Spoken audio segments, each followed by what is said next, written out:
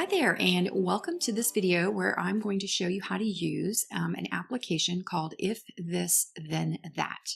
So once you create your free account and you're logged in, you're going to be taken to the home page or a page where you're going to get started. And you'll want to make sure when it prompts you to log into your accounts like Instagram or Facebook or Twitter that you do that, and I'll show you how. So what we're going to do is we're going to create these sort of logic statements. So if this happens, then I want you to do this. So let's say, for instance, you post an image on Instagram and you want it to go to a particular board on Pinterest. Well, you can set this up to do that, and it just takes so much time to do those things manually that this makes it much easier. So as you continue, you're going to click on New Applet.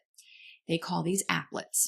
So basically you have if this, then that. So the first thing you want to do is click on this. And you're going to want to choose the application. I'm going to start with Instagram, and it is going to ask you connect. So anytime you choose one of these applications, whether it's Twitter, Pinterest, Instagram, whatever, Facebook, you'll connect to your account and then you'll be able to complete the process. So each time this will pop up, but once you've logged in, you won't have to do it again. So go ahead, and once you connect, I'll show you what we see next.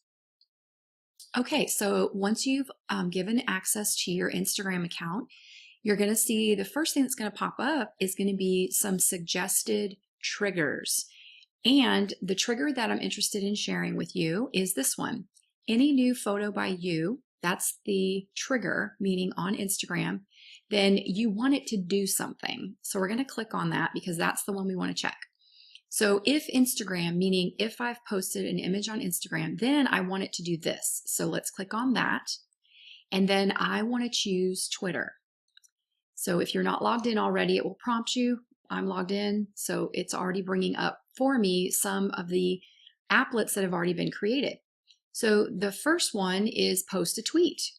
The second one is post a tweet with an image. So basically this means that if I choose this action to happen, it's going to put my Instagram post as a tweet on Twitter, but it's going to do it not just with the caption and the link, it's going to actually use the image as well, which is really nice because when you're creating your posts on Instagram and they go to Twitter, if you do it right through the Instagram's application, then you only have a link and whatever your caption is, but you don't get the awesome photo to be posted there as well.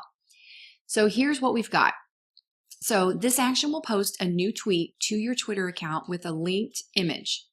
And of course, they do have this disclaimer to please adhere to the rules and terms of Twitter's. So the tweet text is going to be whatever your caption is that you've added to your Instagram. And then you can even add more things they call ingredients. And then the image is going to be whatever the URL or the source is for the image, and then it will pop in there. So let's say you wanted to add something else. You could add in a bunch of different other things. I'm not going to. But you can always click on these and see if there's any other thing that you want to add to your oops, I don't need two of those, to your applet. So let's see, I'm going to add in the captions there. Okay, so everything is set. Tweet, the caption, and I want the photo. So now I'm going to create the action and we're all finished. And then I'm going to click on finish. And oh, before I go, if you want to receive a notification when the applet runs, then you can receive it. I'm going to leave that on because then I want to make sure that it actually is running. So here's what it looks like. If any new photo by me, then I want it posted as a tweet with an image to my Twitter account. So let's click on finish. All right, let's go back to my applets again, and we're going to create a new one because I want to show you another one that's super valuable. So what we're going to do is go back to Instagram, and let's see if the one I want is here. Any new photo by you. Let's click on that one. And then I'm going to click on that because now I need to check, I need to select my other software or my other application, which is going to be Pinterest. So I'm going to click on Pinterest. And the one that's available that's already been created is add a pin to a board. So if I post on Instagram, then I want it to be posted to a board on my Pinterest account. So let's take a look at that. So this action will add a new pin to one of your boards. So let's say I just set up a board called Pinterest. No, called Instagram, sorry. Instagram. And I want it to then give the link, and I also want it to add the caption, and also, I'm sorry, this is the photo URL so that the photo will appear, and then the source URL. So really all the ingredients have been added, but let's say I wanted to add an ingredient. Once again, you can make these choices right here, but everything is already there for me, so I don't need to do that. So I'm going to create an action. And now what it says it will do is if any new photo by me, then it's going to add the pin to a board. And then of course the board is going to be my Instagram board. So I'm going to click on finish. But there are lots and lots of different things that you can do.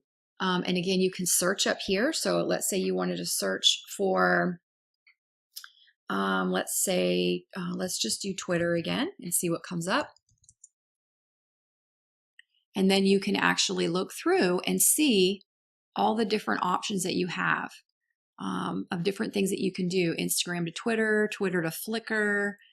You can automatically share your new Instagram videos on Twitter. So that's another thing that you can set up.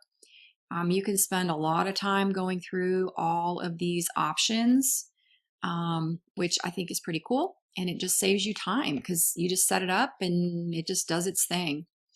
So these are all the different things that you can do, or you can search by whatever the app is.